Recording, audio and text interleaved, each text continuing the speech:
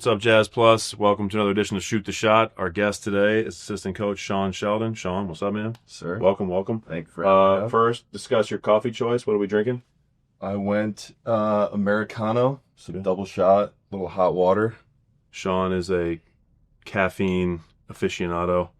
All forms of caffeine are welcome. Yeah, energy drinks. I don't do soda though. No soda. Way to keep it pure. Yeah.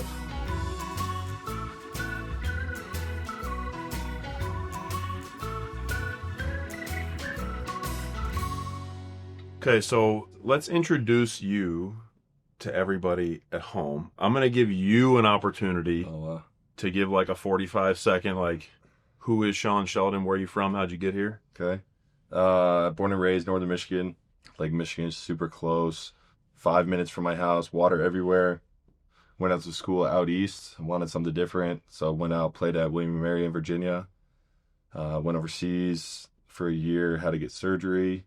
And then I got lucky enough to get a job at Michigan State with Coach Izzo. That was kind of my first foot in the door in the coaching realm. Then after my first year there is when I flew out to Vegas, interviewed for the Spurs job with you in Vegas. Ended up coming down to the Spurs, was there 5 years, and then came out here with you. Okay, so let's dive into that just a little bit. The first time I met Sean was in the lobby of the Vidara Hotel in Las Vegas, interviewing for an internship in our video room. Yep. From your perspective, tell me about what it was like being an intern in the video room. I came up the same kind of pathway, but like, how was that for you? How do you think that helped you get here? I think the biggest thing, like when you're in the video room, I'm sure it's similar for you, but you learn the attention to detail. Like you're watching all these games throughout the league, so you're learning all these offensive, defensive schemes, terminology, so you're just engulfed in basketball 24/7. And starting off in the Spurs, with Coach Pop and everything, like everyone there, when you were an assistant, like is trying to teach, help the young guys in the video room. So it was, I know you've said it and phrased it like this, where you're getting a PhD in basketball when you're in the video room. So I think it's the best way to start. So Sean obviously was in San Antonio 5 years. Talk about the transition to Utah. Obviously, when I got the job here, you were one of the first phone calls I made very quickly. Yeah. I won't get into the semantics of the argument that I had to get in with Coach Pop to convince him to let Sean come to Utah. But the transition from your role there, coming here, we obviously have a relationship, but I'm a first-time head coach. Yeah. We're in a whole new organization. Talk about the transition for you, your family. I think the thing I was most excited about was trying to figure out it with you. Like while you were going through it for the first time as a head coach, trying to figure out what that was like, how to help you, how to support you was something I was super excited about. And then obviously, like, we're in the video room, and what I tell our video guys now, like, you finally start to see the light at the end of the tunnel, kind of. In my last 2 years in the video room, I could kind of start to see that. Because it's long hours and everything. Like, it's a grind being in the video room, but transitioning into the assistant coach role, like, that's what you've studied for in the video room, spent all the time doing. So it was exciting. For me, coming out to Utah, the mountains reminds me of back home, all the outdoors. My kids love it. My wife loves it. So it's been easy for us. Sean's being really nice to me. Sean is the person that keeps me organized from a basketball standpoint. He mentioned attention to detail earlier. Nothing gets by Sean. He drives me crazy because you don't ever let me slip up on anything, but I value that very much, and I want to make sure that I say that to your face. Yeah.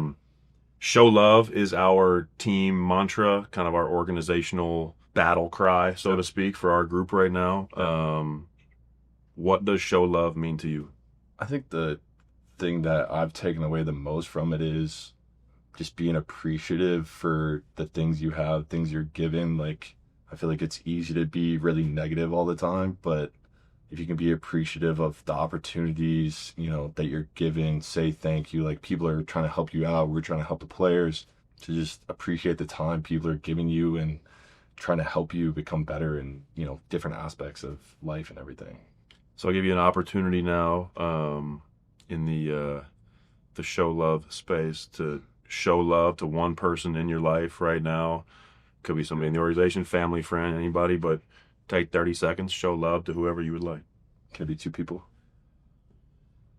Sure, for you, you Okay, can get two two. people. Everybody else gets one, but you get two. I'm gonna do my parents. I Okay. think the thing you don't realize a lot till you have, for me, having my kids, is the sacrifice that it takes of AU tournaments, basketball shoes, like all that stuff. So I would, take this opportunity to show love to my parents for all their sacrifices, time, hard work, money, to get me to this point today. I love that. The last segment is called Ask Me Anything. You can ask me anything that you would like. I will be as honest as I'm allowed to be. Okay. Ponder it for a second. Okay. Take your time. Nothing to do today. So if you weren't a head coach in the NBA, Oh, no. you're not a head coach in the NBA, what are you doing? I think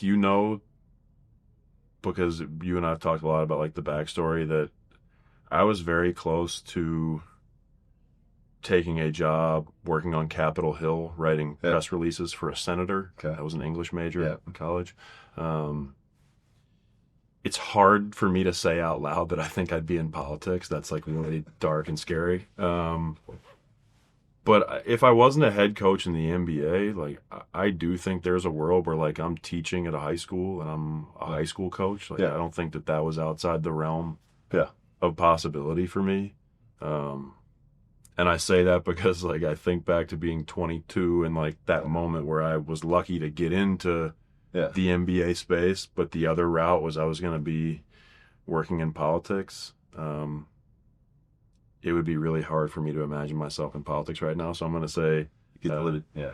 Yeah. Be nice. DC. I know we both love DC, but there's also prison and other outcomes. That's true. Yeah, but I think I'd be a high school teacher and coach probably. Jazz Plus, thank you for spending some time with us getting to know Sean. Make sure you say hello to him when you see him out there. Sean, appreciate you, bro. Sir. Thank you. Keep showing love. See you guys next time.